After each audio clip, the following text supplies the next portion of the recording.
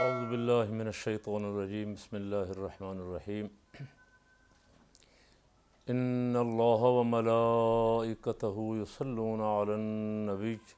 یا ایہا الذین آمنوا صلوا علیہ وسلموا تسلیما اللہم صلی علی سیدنا مولانا محمد وعلی آل سیدنا مولانا محمد واصحاب سیدنا مولانا محمد وبارک وسلم وصلی علیہ۔ آج 22 مارچ ہے اور پاکستان میں آج OIC کا اجلاس ہو رہا ہے جس میں کچھ 40 کے قریب یا 40 سے زیادہ کے نمائندگان، کچھ وزرائے خارجہ، کچھ دیگر نمائندگان شریک ہیں اور الحمدللہ پوری اسلامی دنیا کی نگاہیں، توجہات اس وقت پاکستان پہ ہیں۔ اور اس کانفرنس میں پاکستان کے وزیر اعظم نے جو آج تقریر کی ہے، میرا خیال ہے شاید کبھی اسلامک کانفرنس کی کسی اجلاس میں بھی آج تک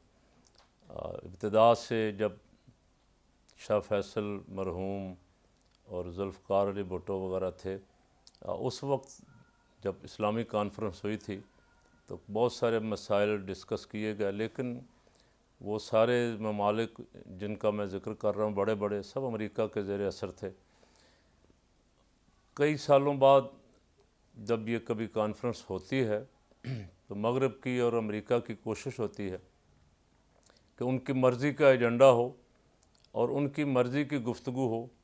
کوئی بات ادھر ادھر نہ جانے پائے۔ لیکن آج الحمدللہ میں سمجھتا ہوں کہ یہ شاید OIC کی تاریخ میں پہلی مرتبہ ایسا ہوا کہ تمام مسائل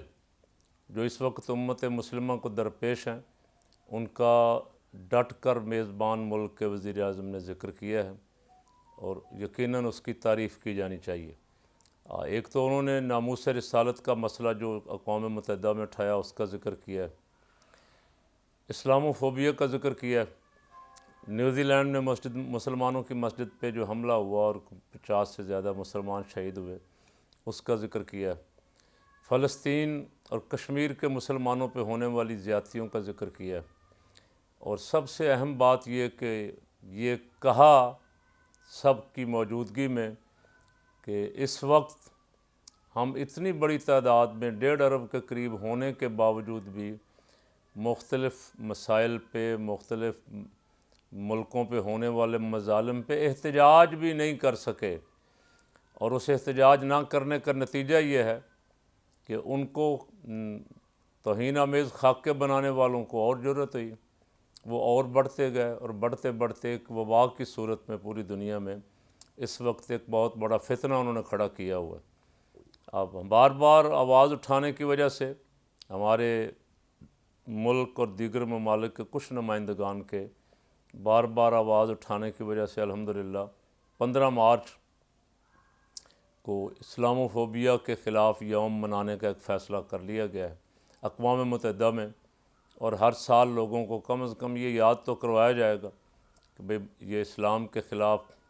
اچھا، یہ بھی کہا وزیر اعظم صاحب نے کہ کوئی مذہب دہشت گرد نہیں ہوتا، اسلام کو دہشت گردی کے ساتھ جوڑنا یا دہشت گردی کو اسلام کے ساتھ جوڑنا یہ صریحاً زیادتی۔ ویسے اگر آپ دیکھیں تو سب سے زیادہ اس وقت مسلمانوں کے ساتھ ظلم جو ملک کر رہا ہے انڈیا کر رہا ہے، اسرائیل کر رہا ہے، مسلمانوں کو مار رہا ہے، بچوں کو مار رہا ہے، ان کے بنیادی انسانی حقوق بھی چھین رہا ہے، لیکن کوئی اس کو روکنے ٹوکنے والا نہیں۔ لیکن کبھی کسی نے ہندو دہشت گرد نہیں کہا، اب کبھی کسی نے یہودی دہشت گرد نہیں کہا، لیکن جب بھی کبھی کسی جگہ، اچھا پاکستان میں جو خود کش دھماکے ہوتے ہیں یا افغانستان میں کبھی یا کوئی ایران میں، ان میں زیادہ تر کروانے والے انڈیا، اسرائیل جو ان کی پشت پناہی کر رہے ہوتے ہیں، یا ان دہشت گردوں کو جنہوں نے پال رکھا ہے، جن کو فنڈنگ کرتے ہیں وہ۔ لیکن کبھی کسی نے نہیں کہا کہ ہندو دہشت گرد اور یہودی دہشت گرد، اسے بھی مسلمانوں کے ساتھ جوڑ کے تمام مسلمانوں کو دہشت گرد قرار دے دیا جاتا ہے۔ اس کے خلاف بڑی بھرپور آواز اٹھانے کی ضرورت ہے، اور OIC کا اجلاس آج ہو گیا، ابھی قراردادیں وغیرہ چل رہی ہیں، میں سمجھتا ہوں کہ ان ممالک کو مل کے اس پہ غور کرنا چاہیے کہ کیا یہ 1.5 ارب مسلمانوں کی اور ان کے حکمرانوں کی بدترین ناکامی نہیں ہے کہ وہ ملک جو مسلمانوں پہ ظلم کر رہا ہے، کشمیر پہ یا فلسطین پہ، یہ اس کو بائیکاٹ بھی نہیں کر سکے آج تک، یہ اس کے خلاف اقوام متحدہ میں مل کے کوئی قرارداد بھی نہیں لا سکے، یہ 40 ممالک جو ہیں اکٹھے ہو کے اس کے خلاف آواز بلند کریں، اس کا بائیکاٹ کر دیں، اس سے لین دین تجارت منقطع کر دیں، اور اسے کچھ تھوڑا سا سبق تو ملے نا، ایسے تقریروں سے، قراردادوں سے تو آج اس کی صحت پہ تو کوئی اثر نہیں پڑا۔ اس لیے کہ بڑے دہشت گرد ہیں، بڑے بدماش ہیں، وہ اس کے سرپرست ہیں، اب کوئی قرارداد وہاں پیش ہوگی تو وہ ویٹو کر دیں گے، اس کے خلاف کوئی قرارداد بھی پاس نہیں ہونے دیں گے، نہ اسرائیل کے خلاف، نہ انڈیا کے خلاف۔ مسلمانوں کو اپنی پاور کے ساتھ، اتحاد کے ساتھ، یکجہتی کے ساتھ ایک پلیٹ فارم پہ کھڑے ہو کے جرأت کے ساتھ آنکھوں میں آنکھیں ڈال کے اپنے مظلوم مسلمان بھائیوں کے لیے تو کم از کم کھڑا ہونا چاہیے۔ مسلمانوں کے جو بہت سارے مسائل ہیں، افغانستان ان میں سر فہرست تھا کہ افغانستان کی امداد دنیا نے بند کی ہوئی ہے، افغانستان سے امریکہ شکست فاش کے باوجود ابھی تک اسے تسلیم کرنے کے لیے تیار نہیں ہے، اور باقیوں کو بھی دھمکیاں شمکیاں دے کے اس نے روکا ہوا ہے، اس کے فنڈز منجمد کیے ہوئے ہیں۔ افغانستان سر فہرست تھا، افغانستان کے ساتھ کھڑے ہونا چاہیے، کشمیریوں کے حقوق کے لیے کھڑے ہونا چاہیے، فلسطینیوں کے حقوق کے لیے کھڑے ہونا چاہیے، میانمار میں، روہنگیا میں مسلمانوں پہ جو ظلم ہو رہا ہے اس کے خلاف آواز بلند کرنی چاہیے، اور اس دشمن کو للکارنا چاہیے جو مسلمانوں پہ ظلم کر رہا ہے۔ OIC اس طرح 2 سال بعد، 3 سال بعد، 5 سال بعد اکٹھے ہوئے، بیٹھے، قراردادیں پاس کی، کھایا پیا، گھروں کو چلے گئے، اس کا کوئی فائدہ نہیں ہوا آج تک، اور اس کا فائدہ اسی وقت ہوگا جب عملاً آپ جو قراردادیں پاس کرتے ہیں عملاً ان قراردادوں کے ساتھ کھڑے ہوں، اور جو یہاں ہماری لیڈرشپ 2 نمبر جو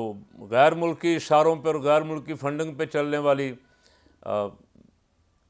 اس اجلاس پہ جو اس وقت ہو رہا تھا، اس پہ دعویٰ بولنا چاہتی تھی، ایسی لیڈرشپ کو بھی مسترد کریں۔ تمام اسلامی ممالک جو ہیں ایسے غیروں کے ایجنٹوں کے ساتھ بائیکاٹ کریں، اور ان کو بالکل اس قابل ہی نہ سمجھیں کہ یہ کسی مسلمان کے، کسی جماعت کے یا کسی پارٹی کے کوئی لیڈر ہو سکتے ہیں، ان سے کوئی تعلقات منقطع کرنے چاہیے ایسے غیروں کے ایجنٹوں کے ساتھ۔ اب دوسرا، پاکستان میں کل جو بڑا ایونٹ ہو رہا ہے، اور اس میں بھی بہت سارے اسلامی ممالک کے نمائندگان شرکت کریں گے، وہ 23 مارچ کا الحمدللہ یوم پاکستان، 75واں یوم پاکستان بڑی شان و شوکت کے ساتھ منایا جا رہا ہے۔ پریڈ ہوگی بڑی شاندار، جہاز، افواج، بحری، بری، فضائی، اور اپنے اور بیگانے سب اس کا نظارہ دیکھیں گے۔ اللہ رب العالمین ہماری فوج کو طاقت، قوت اور ہمت نصیب فرمائے، مزید کامیابیاں عطا فرمائے جو پاکستان کی حفاظت کر رہی ہے، جس کے ڈر سے، جس کے خوف سے دشمن ادھر دیکھتے ہوئے 1000 دفعہ سوچتا ہے